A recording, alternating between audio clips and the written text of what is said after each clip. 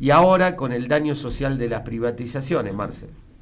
La precarización laboral generalizada, la extranjerización de la economía en manos de capitales imperialistas, el desempleo, la búsqueda de nuevas fuentes de trabajo se constituyeron en una situación habitual.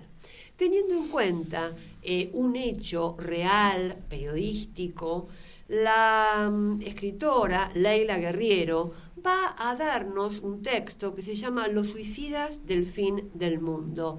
En este texto nos va a narrar qué es lo que pasó en un pueblo patagónico, Las Heras, cuando Repsol decide justamente privatizar YPF. Nos cuenta el antes y el después. Por eso hablo de daño social. Dejo de lado cuál es el daño económico para ver qué pasa con esa gente cuando se queda sin futuro, cuando no hay empleo, cuando el empleo es absolutamente inferior en cuanto a lo que se tenía antes. Y ella cuenta, esto es una crónica, a fines de los años 90, va a producirse una ola de suicidios que va a conmover a Las Heras. Las Heras es un pueblo patagónico petrolero de la provincia de Santa Cruz. Acá va el dato más cruel. La mayoría de los muertos tenían alrededor de 25 años. Eran habitantes de Las Heras desde el momento de su nacimiento. Sin embargo, en las listas oficiales, estos suicidios nunca fueron confeccionados. Las Heras cae en el desempleo, en la falta de futuro para los jóvenes. Es una catástrofe social en un pueblo. 22 suicidios, 22 muertos, sin culpables. Lo inexplicable de la muerte de estos jóvenes solo es entendible por quien tomó la decisión y además se la llevó a la tumba. Los hechos son reales. El aislamiento en ese terruño, la extensión de ese pasaje patagónico, el viento, la agresión natural del paisaje.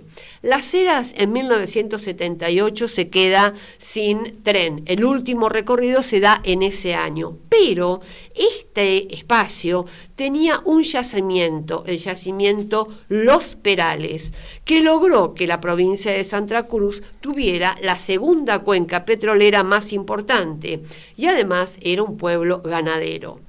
Se va a crear en Las Heras la base administrativa de la empresa estatal YPF y con esto justamente trae un resurgimiento de ese espacio que va a morir en 1991 con el proceso de privatización que lleva a cabo Repsol y logra que termine el paraíso. Las Heras deja de ser ese pueblo de trabajadores que llegaban a probar suerte, hombres que solo querían hacer un dinero rápido e irse al lugar de donde provenían, pero la mayoría se quedaban. Llegaban, eran hombres solos, comenzaron a surgir whiskerías, cabaret. Todas las iglesias de diferentes credos comienzan a instalarse en Las Heras.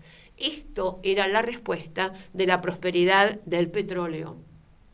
Burdeles, hombres con dinero para gastar. Pero esto termina con esta ola de suicidios y con las privatizaciones. Una ola de suicidios donde este pueblo petrolero, sin aparente justificación, va a enfrentarse con la carencia de sueños, con frustraciones, con pobladores que van a ser justamente los protagonistas y también los narradores de esta historia, los que escriben esta historia, en donde la incerteza, la incertidumbre, la intolerancia a las nuevas formas simbólicas del desarrollo petrolero va a generarles una gran crisis. Si buscamos alguna justificación que no tenga que ver con lo económico y social respecto de estos suicidios, en psicología existe la llamada efecto Werther. Es un fenómeno mediante el cual la observación o notificación de un suicidio va a conducir a que otras personas que se encuentran en las mismas circunstancias intenten imitar dicha muerte. Normalmente también se llama copycat, es una conducta de imitación. Esta conducta de imitación se dio en las eras gracias a las privatizaciones, gracias al daño social, al drama social de las privatizaciones, y una población comienza a estar en riesgo y comienza justamente a través de ese suicidio a liberar su sufrimiento.